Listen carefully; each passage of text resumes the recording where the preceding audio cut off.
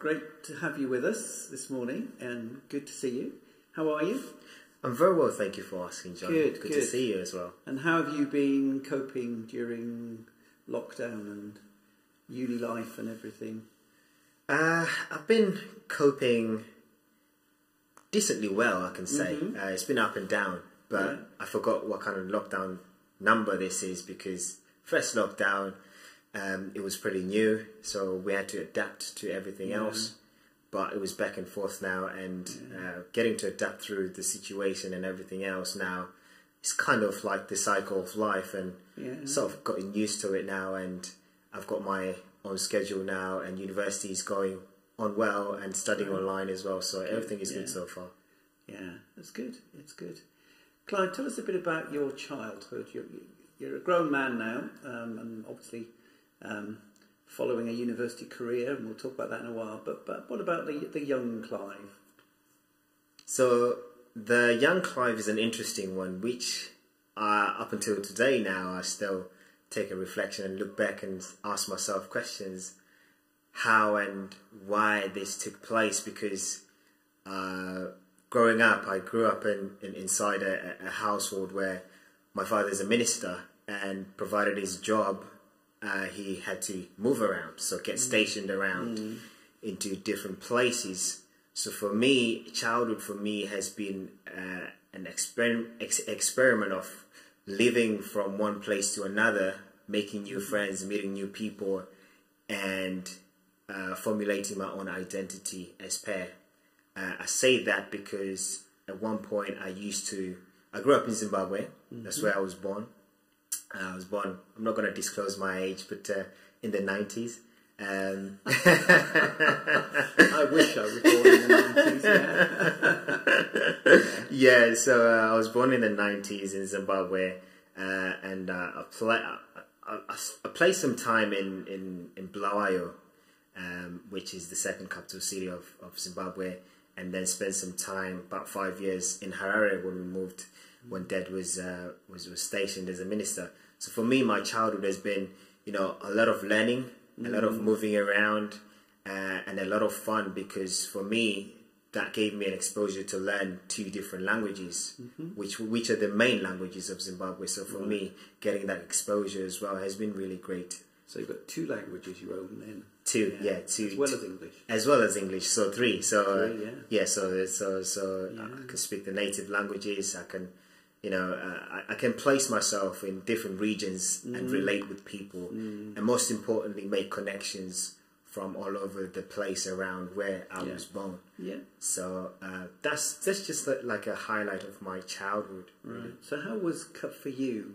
We've heard from your dad. How was for you coming to this country? How was that as an experience? The time around I came to this country, I was 15 years. And I think 15 here, you are transitioning from, I think, year 10 to year 11, doing GCSEs. So that's an important age and time when you're about to write your examinations. So for me, I was at that stage where I was prepared back home, back in Zimbabwe. And moving to this country with no friends, not knowing who I'm going to meet, not knowing anything, was just completely new. It was something I was excited about, but afraid about as well, because it's like I was leaving everything that I had behind. My friends, most of all, my family as well. But I was excited for the new beginning. So it was mixed emotions really moving here, but I was I'm more likely on the optimistic side, where I was looking forward to the opportunity that brought me here, and starting afresh and finding out life, what it's like living in the UK. Well, your middle name is Mr. Positive. Yeah, your middle name is definitely that. So how was it when you got here? Because obviously, I mean, you travelled anyway, so you were used to the migrating, if you like, around Zimbabwe. But here, how was it when you got here? Was it what you were hoping for? I'll tell you what, I'll firstly describe that from the first moment I got on the plane, right? Go on. Because I was like, okay, we're going, okay.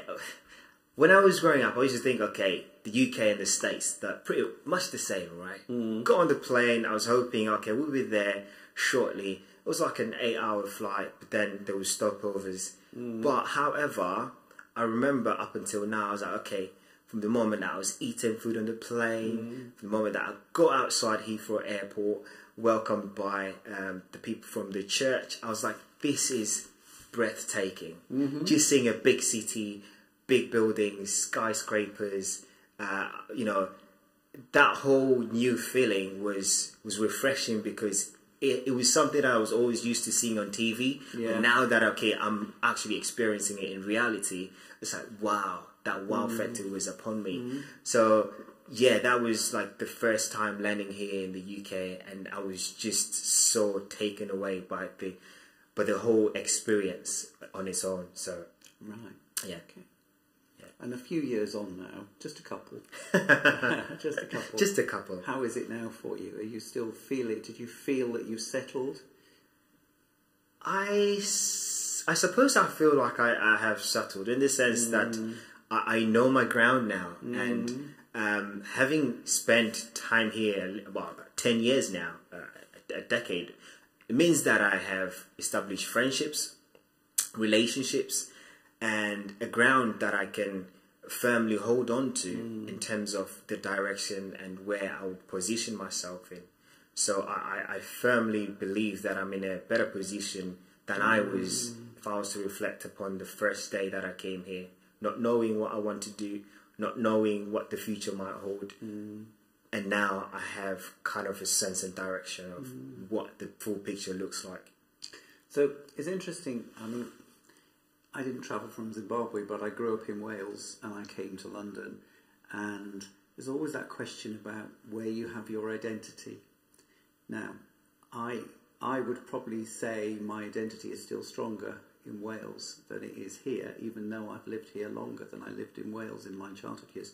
For you, where would you identify with? Would you say you were Zimbabwean? Would you say you were British? Or would you say you're a bit of both? Or something different? I love mathematics, so statistically it's 51% Zimbabwean and 49% here. So right.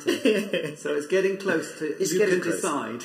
I can't decide because some days it just depends really. Because having spent an adulthood time here, I knew I can make decisions on my own. Because I think part of identity sometimes I have a feeling that if it's placed upon you when you're a little child, you don't have that choice. But now, because I am older and growing up here, spending majority of the time, I can make that decision, and I kind of know where I stand with that decision. Yeah.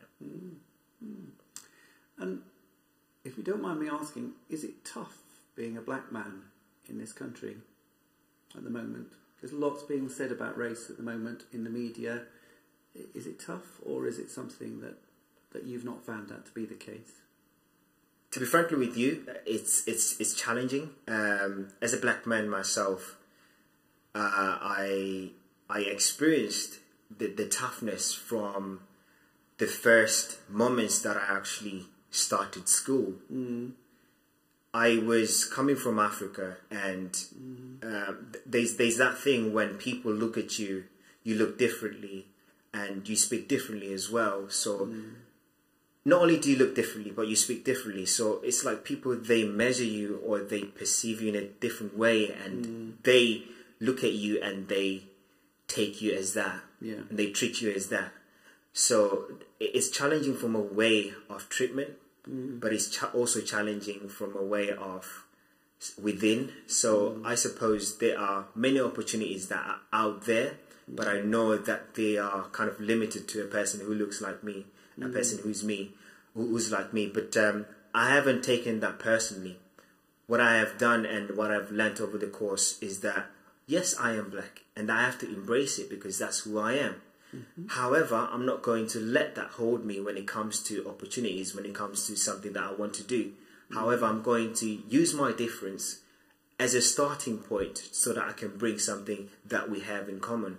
So I take you for example in terms of the world of work. I've noticed that certain opportunities, they're not disclosed as per, but it's now the opportunity and time to change that narrative and to also bring across conversations about race, about diversity, about inclusions on people who also look like me. Because following on, there'll be others who are just as younger who would be looking forward to get into a position of influence, or a position where they look to create a positive impact.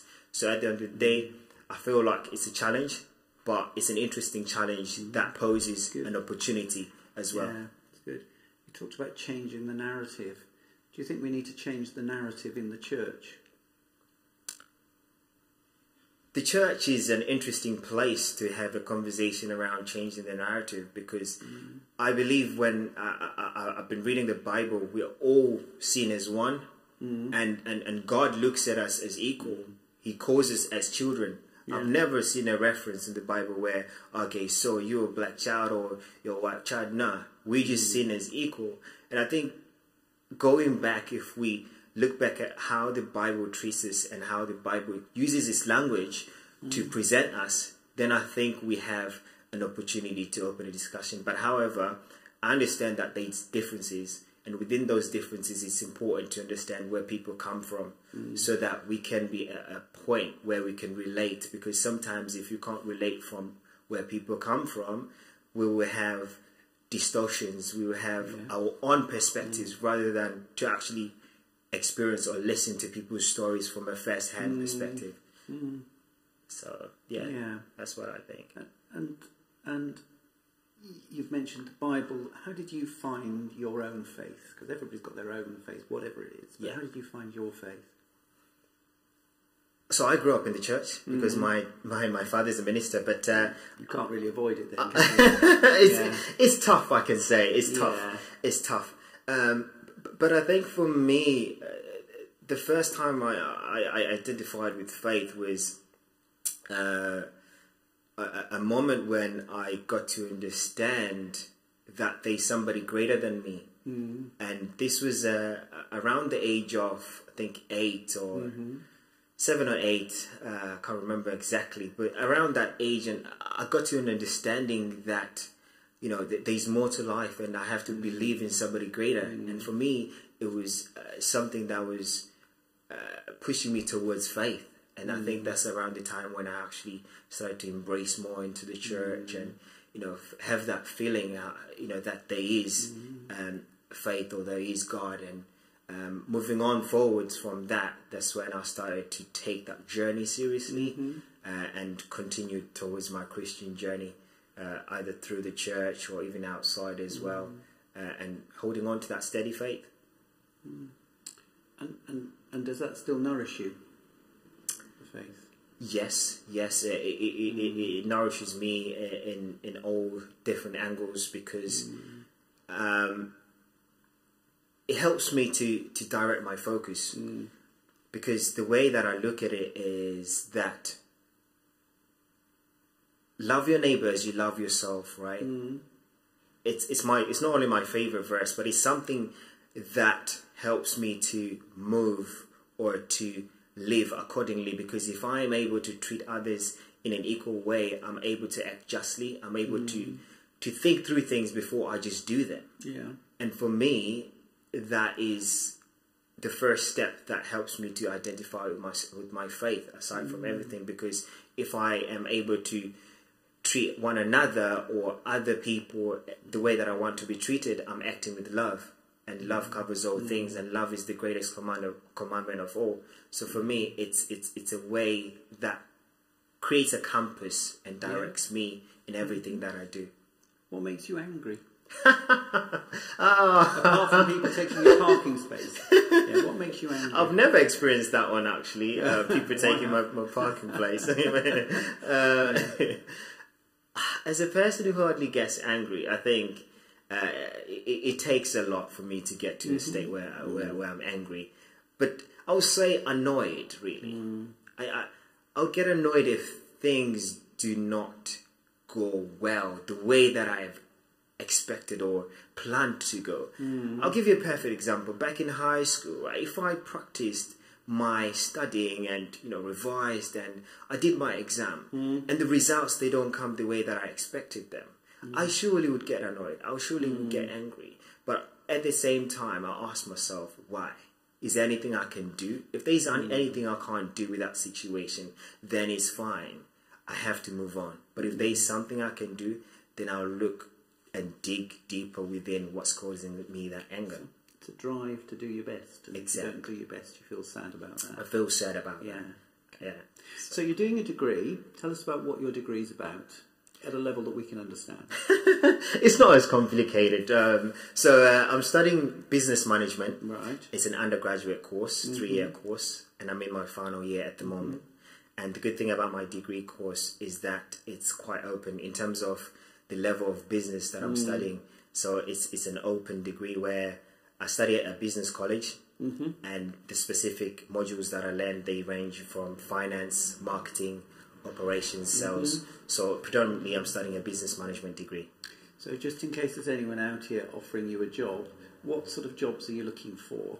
You never know.